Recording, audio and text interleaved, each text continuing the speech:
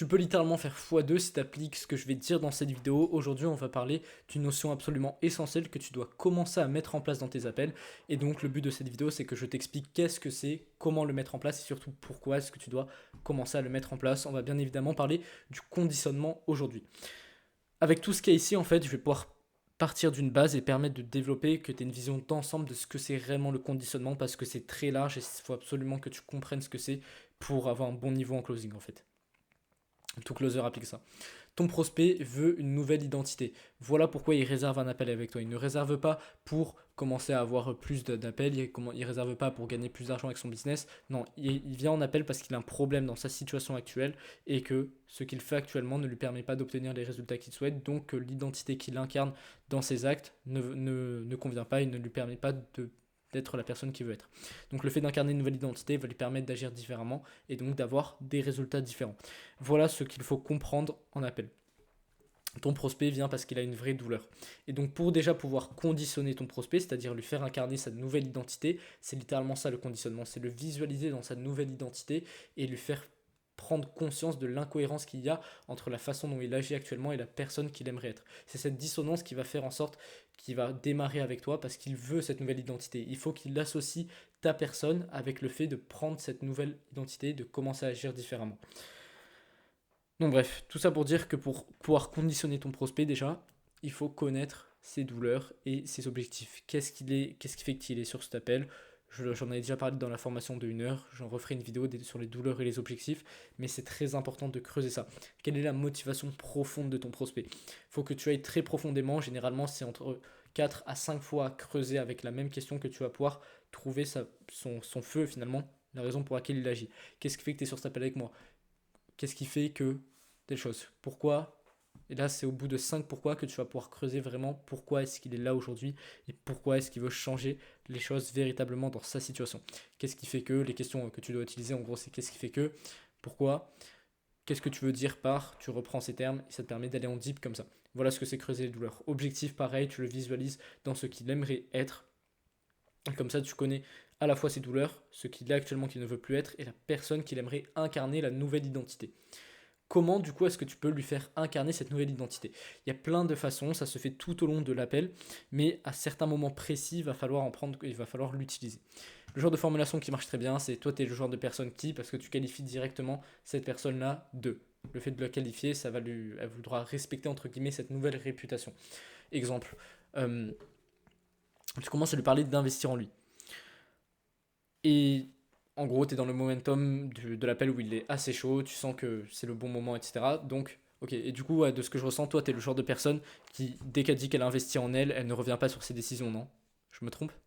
Elle va dire non, non, c'est sûr, moi, une fois que je. Et après, tu peux creuser pour justement encore plus valider ce point-là. Qu'est-ce qui fait que. D'où ça vient ce trait-là? Bah, ça vient que moi, je suis quelqu'un qui respecte mes engagements. Du coup, quand je dis que je suis prêt à faire quelque chose, je respecte cet engagement-là. C'est hyper important pour moi. Tu vois, ça me permet encore plus d'ancrer. Quand tu vas le creuser, en fait, à chaque fois que tu valides un point de cette façon-là, c'est bien de lui demander la raison profonde de ça. Parce que ça lui permettra encore plus d'ancrer cette nouvelle identité en lui, d'ancrer cette nouvelle chose. Il croira, n'oublie jamais cette phrase, ton prospect croit beaucoup plus que ce qu'il dit lui que ce que tu dis toi. Donc le fait de le faire affirmer à ton prospect, c'est beaucoup mieux et ça aura beaucoup plus d'impact. Donc voilà un exemple de situation dans laquelle tu peux utiliser cette formulation-là. Ensuite, quand tu ressens une dissonance vis-à-vis de la personne qu'il veut être et de les choix qu'il va prendre actuellement, exemple, il a peur d'investir en lui alors il veut faire 10 000 euros par mois, ok, du coup, est-ce que tu préfères être cette personne qui est aujourd'hui, la description de son ancienne identité, donc la personne qu'il est actuellement, qu'il ne veut plus être, de ses douleurs. Du coup, est-ce que tu préfères être ce coach qui génère 500 euros par mois, qui est près de ses finances, qui n'arrive pas à obtenir autant d'appels qu'il souhaite, tout simplement parce qu'il n'a pas les bons process et il n'a pas la bonne mentalité? Ou est-ce qu'aujourd'hui, tu préfères être ce coach qui génère au moins 3000 euros par mois, qui rend fier sa famille et qui peut emmener au moins une fois par an sa famille en vacances? Et qui du coup n'est pas près de ses finances et prêt à investir en lui quand c'est nécessaire. Qu'est-ce que tu préfères aujourd'hui? Pourquoi? Qu'est-ce qui fait que tu préfères ça? Et est-ce que tu penses qu'aujourd'hui, voilà, c'est ce genre de questions qui permet d'ancrer cette nouvelle identité? Voilà, donc le conditionnement, il n'y a pas une phrase toute faite, c'est plutôt des situations que toi tu dois ressentir dans l'appel. Tu sais exactement ce qu'il recherche, tu sais sa situation actuelle et tu sais ce qui l'empêche en fait de passer de sa situation actuelle à sa situation désirée. Donc à chaque fois que tu ressens qu'il n'incarne pas cette nouvelle identité-là, tu lui fais remarquer par un questionnement. Est-ce que tu préfères ça? Est-ce que tu préfères ça? Tu mets à la fois en avant l'ancienne identité et la nouvelle identité. Et tu revalides ce point à chaque fois. En fait, c'est vraiment ce rôle à toi de l'accompagner dans le fait d'avoir cette nouvelle identité et le fait de l'incarner. Donc à chaque fois que tu ressens une incohérence, une dissonance entre ce qu'il aimerait être et ce qu'il veut prendre comme décision, à toi de lui faire remarquer et à toi de le faire évoluer de cette façon-là. Joue sur cette nouvelle identité qu'il veut incarner. À chaque fois qu'il dit quelque chose d'incohérent par rapport à la personne qui veut devenir, relève-le. C'est ce que j'ai expliqué du coup dans cette vidéo-là. Tu dois lui faire ressentir ça en fait. C'est que son ancienne identité, c'est quelque chose qui fait partie du passé, qu'il ne veut plus jamais, qu'il ne doit plus jamais incarner. Et vu que tu as creusé assez profondément les douleurs, tu sais très bien pourquoi est-ce qu'il ne veut plus, qui est-ce qui veut changer ça. Et tu dois lui faire ressentir que la nouvelle identité, c'est la chose qu'il aimerait être. Donc ça passe par creuser les objectifs, aussi les douleurs, pourquoi il ne veut pas rester là-dedans, pourquoi est-ce qu'il veut être cette personne-là précisément. Voilà en gros ce que tu dois retenir de cette vidéo. Et en fait, il faut que, de toute façon, tu saches qu'au niveau de la vente, tout est une question d'émotion. Et justement, le moment où tu arrives à lui faire le plus incarner cette nouvelle identité, que tu le chauffes, que tu es dans le momentum de monter en puissance comme ça, c'est le moment où tu dois le faire passer à l'action ton prospect. Généralement, ce qui est assez bien de faire, c'est au niveau des finances. Quand tu commences un petit peu à parler finances dans le R2, tu réabordes le point des finances et tu relèves en fait l'identité qu'il est prêt à incarner par le fait d'investir ou non en lui. Du coup, si aujourd'hui je te disais que ce que j'aurais à te proposer pour toi qui te permettrait d'atteindre, là tu ressors ces objectifs-là, ça représentait un investissement là tu peux dire quelque chose qui est plus cher que ton prix, que ton offre habituelle. Ça représente un investissement de 3000 euros. Qu'est-ce que tu dirais? Ah, c'est sûr que 3000 euros, là par exemple, un exemple typique, je vais essayer de te donner un exemple concret pour finir. Ah, bah c'est sûr que 3000 euros, non, c'est à réfléchir quand même et tout. Ok. 3000 euros, c'est trop pour devenir la personne que tu aimerais être. Est-ce que 3000 euros, c'est trop pour pouvoir. Là, tu ressors sa douleur profonde. 3000 euros, exemple, tu fais du coaching sportif. 3000 euros, c'est trop pour pouvoir ne plus jamais te sentir mal dans ta peau, ne plus jamais avoir honte au repas de famille quand ta femme te regarde en train de te goinfrer et avec ton ventre. Est-ce que c'est trop pour toi ça? Le fait de pouvoir jouer avec tes enfants et le fait d'avoir de l'énergie. 3000 euros pour ça, est-ce que c'est trop? Là, tu le remets face à sa réalité. Et une fois qu'il te dit ah non mais c'est sûr, non c'est dit comme ça, c'est sûr que ok, pourquoi est-ce que 3000 euros c'est justifié par rapport à ce que tu aimerais être. Et là il affirme encore plus ses douleurs et ça le conforme dans l'idée qu'il veut vraiment investir en lui pour progresser dans sa situation. Donc bref, voilà ce que tu dois retenir de cette vidéo.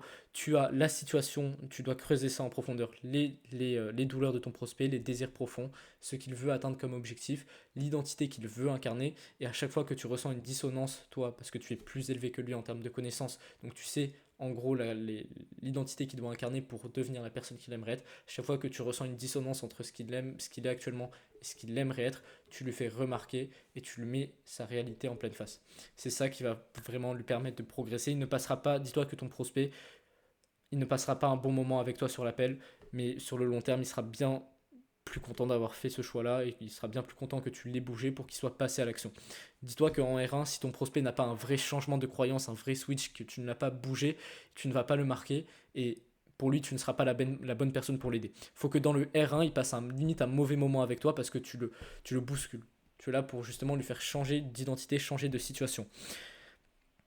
Donc le R1 est là pour qu'il ait un vrai switch, qui se dise que tu es la bonne personne pour l'accompagner, et donc que le R2, finalement quand tu arrives dans le R2, 80% du travail est fait, ce qui compte après derrière c'est juste savoir gérer des objections.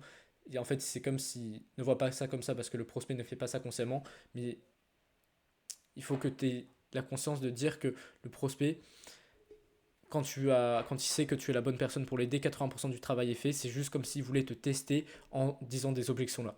En disant des objections. Et c'est justement les objections qui va faire en sorte de confirmer que tu es la bonne personne pour l'accompagner. Encore une fois, c'est pas ce que ton prospect se dit, ou en tout cas c'est ce que son inconscient se dit, mais ce n'est pas ce qu'il se dit de façon consciente.